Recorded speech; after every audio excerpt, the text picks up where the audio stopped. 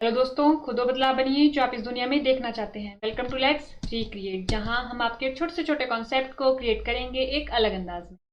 Today's our recreation is, देखिए हमने अपने पिछले कल के लेक्चर में, दो लेक्चर में हमने क्या किया था, रावी को कंप्लीट किया था, लेकिन उसमें जो कंटेंट था वो इंग्लिश में था। अब हम क्या करेंगे, अपनी रावी को कंप्लीट करेंगे और कंटेंट हिंदी में होगा। तो चलिए, ऐसा हम क्यों करते हैं, ताकि भाषा कभी बाधा ना बने हमारे हसीन सपनों की उड़ानों में। तो देखिए, ये हमारा प्यारा हिमाचल प्रदेश, ये रही हमारी प्यारी रावी। ये हमने पहले लेक्चर में देखा था। ओवरव्यू लेते हैं हम, जब भी हम कोई रिवर पढ़ते हैं तो सबसे पहले पहले लेक्चर में हम ओवरव्यू लेते हैं कि हमें कौन कौन से स्थानों से, कौन कौन सी इसकी सहायक नदियों से अवगत होना पड़ेगा। तो हम किसको पढ़ेंगे, किसी भी नदी को पढ़ेंगे। वैसे ही हमने रावी का ओवरव्यू लिया था पहले लेक्चर में। अब उसके बाद देखिए हम क्या करेंगे, पहले पहले हम देखेंगे कि हमें कौन कौन से जिलों और कौन कौन से राज्यों से अवगत होना पड़ेगा जब हम पढ़ेंगे रावी को। तो देखिए, ये प्यारा हिमाचल प्रदेश, हमें सबसे पहले पढ़ना पड़ेगा कांगड़ा, उसके बाद चंबा, और फिर हमें जम्मू कश्मीर। तो हमें तीन चीजें पढ़नी पड़ी, दो जिले और एक राज्य। राज्य कौन सा, जम्मू कश्मीर, और जिले चंबा और कांगड़ा। तो हमें पता चल गया कि जब भी हम रावी की बात करेंगे तो हम दो चीजें पढ़ेंगे, दो ही जिले पढ़ेंगे, चंबा और कांगड़ा।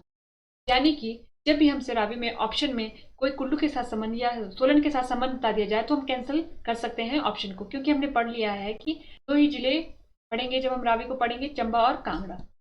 अब देखिए, सबसे पहले हम कांगड़ा पे चलते हैं। हमारा हिमाचल प्रदेश, ये रहा कांगड़ा, कांगड़ा रहा। अब देखिए ये कांगड़ा, ये क्या देखा हमने, कांगड़ा देखा ये हमने। अब इसको थोड़े लार्ज मैप में बनाते हैं, इसका मानचित्र थोड़ा बड़ा करते हैं अपने व्यू के लिए। ये रहा हमारा कांगड़ा। अब हमें पता होना चाहिए कि कांगड़ा में, कांगड़ा जो है वो है कहाँ टाउन। देखिए ये रहा हमारा कांगड़ा, ये पूरा का पूरा मैप हो गया कांगड़ा का, मानचित्र है ये कांगड़ा का। और इस मानचित्र को अगर हम ध्यान से देखें तो कांगड़ा कहाँ आता है, यहाँ पर आता है। और धर्मशाला को देखें अगर हम, तो हमारा ये रहा धर्मशाला। तो अब हमारे को खबर पड़ गई कि कांगड़ा हमारा इधर है, धर्मशाला हमारा इधर है। ये रहा हमारा बैजनाथ, क्या है हमारा बैजनाथ। और बैजनाथ के इस तरफ को जाएंगे तो यहाँ पालमपुर, ये यहाँ पर क्या हो जाएगा हमारा पालमपुर। इस तरफ को जाएंगे तो बिलिंग, और बिलिंग के इस तरफ को जाएंगे तो बड़ा बंगाल। ठीक है, तो ये इलाका आ गया बड़ा बंगाल वाला इलाका। ये हमने क्यों पढ़ा, क्योंकि जब रावी है वो निकलती है बड़ा बंगाल वाले इलाके से, तो हमें कंफ्यूजन ना हो कि बड़ा बंगाल कहीं यहाँ तो नहीं। इसके लिए हमने अब कर दिया कि कांगड़ा इधर है, धर्मशाला इधर है, कांगड़ा इधर, धर्मशाला इधर, ये पालमपुर, ये बैजनाथ, ये बिलिंग, और ये हमारा बड़ा बंगाल वाला इलाका। यहाँ से हम अवगत हो गए कि बड़ा बंगाल वाला इलाका कांगड़ा के क्रम देखें तो उत्तर, दक्षिण, पूर्व, पश्चिम, यानी कि उत्तर पूर्व में ये हमारा बड़ा बंगाल वाला इलाका है। ठीक है, ये हमारे को पता चल गया। अब देखेंगे कि कांगड़ा के साथ कौन कौन से अन्य जिले अपनी सीमा साझा करते हैं। देखिए, अगर हम कांगड़ा के दक्षिण में देखें तो यहाँ पर क्या होगा, ये कौन सा है, ऊना, के बाद हमीरपुर, के बाद मंडी, और फिर कुल्लू, और ऊपर को चंबा। देखिए, हमारे पास एक सवाल है, आता ही आता है पेपर में कि कांगड़ा कितने जिलों से अपनी सीमा साझा करता है, और इस तरफ को लाहौल एंड स्पीति, लाहौल एंड स्पीति, ये हो गया हमारे पास। तो देखिए, एक, दो, तीन, चार, पाँच, छ, छ, यानी कि कांगड़ा के साथ कितने जिले अपनी सीमा साझा करते हैं, छह। तो हमारे से ये पूछा जाता है क्योंकि कांगड़ा और मंडी ऐसे दो जिला है हिमाचल प्रदेश में जो छह छह जिलों के साथ अपनी सीमाएं साझा करते हैं, कांगड़ा और मंडी। ठीक है, तो यहाँ से एक सवाल हमारा क्लियर हो गया कि जब भी हमसे पूछे कि कांगड़ा कितने जिलों के साथ अपनी सीमा साझा करता है, तो हमारा आंसर क्या होगा, छह, छह जिलों के साथ करता है। और इस तरफ को कौन सा है, इस तरफ को दो राज्यों के साथ, यहाँ पर आ गया हमारा जम्मू कश्मीर, और ये आ गया हमारा पंजाब। ठीक है, ये करने के बाद देखिए हमने नाम समेत लिख दिया। अब देखेंगे हम कांगड़ा को, कांगड़ा में ये क्या है, भादल और तांतागिरी। अब देखिए, रावी के साथ जुड़े हुए दो ग्लेशियर हमारे को याद रखने हैं, भादल और तांतागिरी। भादल और तांतागिरी ग्लेशियर आपस में मिलते हैं बड़ा बंगाल में, और उसके बाद वो किसका निर्माण करते हैं, रावी का। किसका निर्माण करते हैं, रावी नदी का। तो हमने देख लिया कि एक भादल ग्लेशियर होगा, भादल, या ऐसे भी लिख सकते हैं भादल या तांतागिरी, भादल और तांतागिरी दो ग्लेशियर हुए, जिससे कि जो मिले कहाँ पर, बड़ा बंगाल वाले स्थान पर, और वहां से निर्माण हुआ किसका, हमारी रावी का। ये हमने डायग्राम में भी देख लिया। अब देखिए, ये हो गया हमारा। अब मैप में हमारे को पता चल गया कि अगर ये कांगड़ा है तो भादल और तांतागिरी ग्लेशियर यहाँ पर बड़ा बंगाल वाले इलाका में मिलेंगे, और ये क्या बनाएंगे, रावी नदी का निर्माण करेंगे। यहाँ तक हमारे को खबर पड़ गई।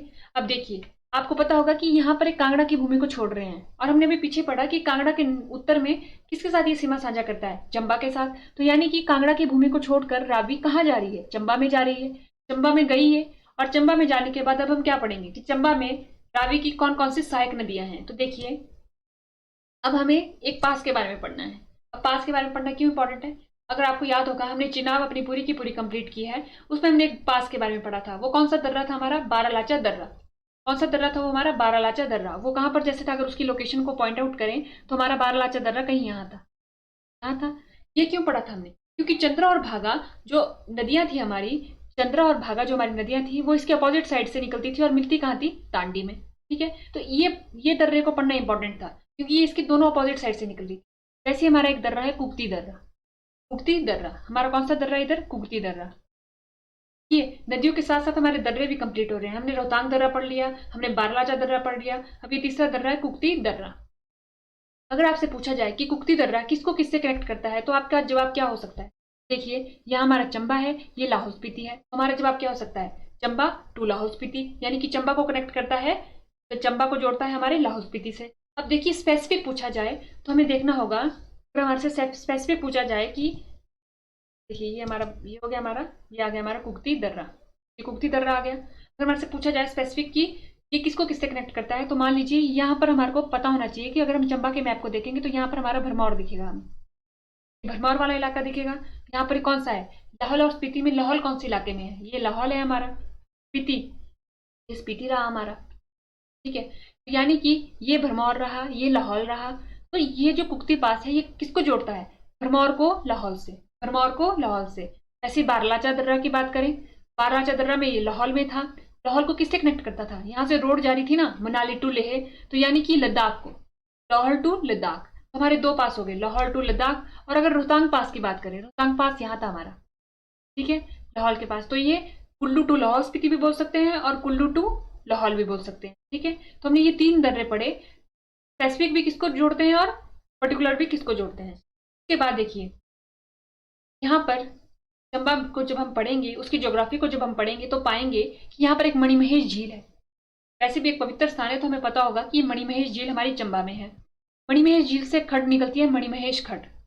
मणिमहेश झील हो गई, उससे खड्ड निकली मणिमहेश खड्ड, ये रही हमारी मणिमहेश खड्ड। ठीक है, अब देखिए ये कुक्ति पास हमने पढ़ा, कुक्ति दर्रा पढ़ा, तो किसी वजह से पढ़ा होगा इस नदी के कौन सा संदर्भ में। तो देखिए ये हमारी कुक्ति दर्रा हो गया और यहाँ से खड्ड निकली कुक्ति खड्ड, कुक्ति दर्रा कुक्ति खड्ड। ये कुक्ति दर्रा कुक्ति खड्ड और हमारी मणिमहेश खड्ड आपस में मिली हड़सर नामक स्थान। कौन से? हड़सर, हड़सर नामक स्थान पर आपस में मिल गई। देखिए एक सवाल यहीं से तय हो गया, कौन सा? कि जो मणिमहेश खड्ड है वो कुक्ति खड्ड से कहां पर मिलती है? हड़सर में। ये हो गया हमारा एक सवाल। अब उसके बाद ये दोनों मिली रावी में, तो रावी में कौन से पॉइंट पे मिली? खड़ा मुख पे, खड़ा मुख हो गया हमारे पास।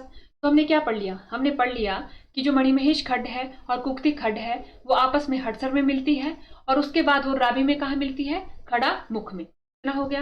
अब देखिए ये रहा हमारा भरमौर। ये हमने क्यों पढ़ा? क्योंकि हमसे पूछा जाएगा जो कुक्ति दर्रा है वो किसको किसमें जोड़ता है, तो हमें पता होना चाहिए कि भरमौर को लाहौल से। अब उसके बाद हम दूसरी, हमने इसकी एक सहायक नदी पढ़ ली, अब हम पढ़ेंगे दूसरी। देखिए ये वाली है, ये है हमारी बैरा, बैरा, ये हमारी सियूल, बैरा सियूल, ये ट्रिब्यूटरी है रावी की, दोनों मिल रही है चौथड़ा पे। देखिए ये हमारी होगी मणिमहेश खड्ड, ये होगी हमारी कुक्ति खड्ड, दोनों मिली हड़सर में। उसके बाद ये मिल रही है खड़ा मुख में रावी में। ये हो गई हमारी बैरा, बैरा खड्ड, ये होगी हमारी सियूल खड्ड, आपस में मिली चौथड़ा में रावी में। तो ये हमारी इसकी ट्रिब्यूटरीज है जो हमने पढ़ ली। अब देखिए, अब उसके बाद देखिए ये हमारी जो रावी नदी है वो छोड़ के जा रही है हमारी चंबा भूमि को या हिमाचल प्रदेश को। तो इस स्थान का नाम भी पता होना चाहिए, वो है खैरी, खैरी। और जाति कहाँ है? जम्मू कश्मीर। तो हमने क्या पढ़ लिया? हमने पढ़ लिया अपनी पूरी की पूरी रावी ने पढ़ ली। अब देखिए नदी से कुछ और इंपॉर्टेंट बात है। अगर आपने हिमालयन की ज्योग्राफी पढ़ी होगी तो आपने पाया होगा कितने टाइप के हिमालय पढ़े होंगे हम। हमने सबसे पहले पढ़ा होगा शिवालिक, शिवालिक जिन्हों बोलते हैं हम लघु हिमालय। दूसरा पढ़ा होगा हमने मध्य हिमालय, मध्य हिमालय के बाद तीसरा पढ़ा होगा हमने महान हिमालय, और चौथा पढ़ा होगा हमने ट्रांस हिमालय। जब इंडियन ज्योग्राफी में पढ़ते हैं, वैसे अगर हम हिमाचल का पढ़ते हैं तो हम ये पढ़ते हैं जब हिमाचल प्रदेश के भौगोलिक रूप को देखते हैं, हिमाचल प्रदेश को भौगोलिक रूप से देखते हैं। ठीक है, तो अब हम इसको नदी के संदर्भ में देखेंगे ये चीजें क्यों इंपॉर्टेंट है।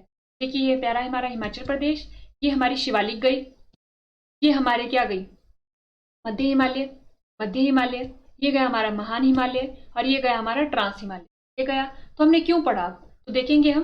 देखिए ये हमारी सबसे पहले कौन सी रिवर पढ़ी थी हमने, यमुना, यमुना पढ़ी थी। उसके बाद ये सतलुज, उसके बाद ये सतलुज की सहायक नदी स्पीति, फिर ये गई हमारी व्यास, उसके बाद ये रावी, और अंत में चिनाब। तो अगर आप पिछले 3 साल के पेपर देखेंगे, उन पेपर में एक सवाल आया है। वो सवाल कैसे था कि इसे उत्तर से दक्षिण की तरफ स्थित कीजिए इन पांचों की पांचों नदियों को। तो देखिए उत्तर से दक्षिण की तरफ सबसे उत्तर में कौन है और सबसे दक्षिण में कौन है। तो देखिए चिनाब, रावी, व्यास, सतलुज और यमुना। हम अगर मैप में एक साथ हम इस नदियों को बनाएंगे तो हमारे दिमाग में एक बार इसकी इमेज छप जाएगी, फिर हम नहीं भूलेंगे। यहाँ से एक सवाल हो गया, इस मैप से हमारे को एक सवाल हो गया कि अगर हमारे से पूछा जाए नदियों को अरेंज कीजिए उत्तर से दक्षिण, दक्षिण से उत्तर, तो हम कर सकते हैं। ये सवाल हो गया यहाँ से क्लियर। अब दूसरा सवाल क्या आता है, देखिए ये हमारी स्पीति है, ये हमारा बीच में कौन सा है, ये रेंज जो हमने पढ़ी ये हमारी महान महान हिमालय रेंज, ये पढ़ी हमने। और ये स्पीति है, ये हमारी व्यास है। तो देखिए सवाल क्या आता है, स्टेटमेंट आई थी एक बार कि जो महान हिमालय है वो अलग करता है, वाटर डिवाइड का काम करता है, पानी को बांट देता है, किसके, व्यास के पानी को इस तरफ को कर देता है और स्पीति के पानी को इस तरफ को कर देता है। तो ये स्टेटमेंट सही है, क्यों, क्योंकि देखिए महान हिमालय इधर रहा, स्पीति का पानी इस तरफ को जा रहा है और व्यास का पानी इस तरफ को जा रहा है, आपस में नहीं मिल रहे हैं एक दूसरे के। क्या बोला कि महान हिमालय क्या करता है, वाटर डिवाइडेंट का काम करता है। दूसरी स्टेटमेंट ये हो गई हमारे। देखिए इससे 2 सवाल हो गए हमारे, एक उत्तर से दक्षिण, एक महान हिमालय से रिलेटेड हो गया। आप देखते हैं तीसरा सवाल। तो देखिए अब ये हमारी कौन सी रेंज पढ़ी हमने, ये पीर पंजाल। जो पीर पंजाल क्या है वो मध्य हिमालय में आता है, तो ये हमारी पीर पंजाल है। तो तीसरी स्टेटमेंट आती है, तीसरा सवाल आता है, वो बोलता है जो पीर पंजाल है वो क्या कर देती है, जो रावी नदी है हमारी, ये जो हमारी रावी नदी है ये क्या कर देती है, अलग कर देती है किसको, पीर पंजाल को और धौलाधार को। तो यहाँ से हमारी तीसरी स्टेटमेंट भी सही है। देखिए एक हो गया उत्तर से दक्षिण, दूसरा हो गया महान हिमालय, तीसरा हो गया कि रावी नदी अलग करती है किसको, पीर पंजाल को धौलाधार से, ये हो गया। अब तीसरा स्टेटमेंट आता है कि जो ये पीर पंजाल रेंज है ये क्या करती है, इसके इस तरफ को हमारी चिनाब रह जाती है और इसके इस तरफ को रावी और व्यास रह जाती है। तो चौथी स्टेटमेंट भी यहाँ से सही होगी कि जो पीर पंजाल है वो डिवाइड कर देती है वाटर के पानी, इन नदियों के पानी को, चिनाब का पानी उस तरफ को चला जाता है और व्यास और रावी का पानी इस तरफ को रह जाता है। तो ये 4 स्टेटमेंट है जो अलग अलग पेपर में आती है इन नदियों से और इन श्रृंखलाओं से। कौन सी होगा पहला क्वेश्चन, उत्तर से दक्षिण, महान हिमालय से रिलेटेड कि महान हिमालय क्या करता है, वाटर डिवाइडेड का काम करता है, किसके बीच में, हमारी स्पीति और व्यास नदी के बीच में। तीसरा सवाल कि जो रावी नदी है वो अलग करती है पीर पंजाल को धौलाधार श्रृंखला से। चौथा सवाल कि जो हमारी पीर पंजाल है वो वाटर डिवाइडेड का काम करती है, एक तरफ को चिनाब को रखती है और एक तरफ को रावी और व्यास को रखती है। तो हमारे ये रावी, हमारे ये कुछ सवाल थे नदियों से रिलेटेड, नदियों प्लस श्रृंखला से रिलेटेड।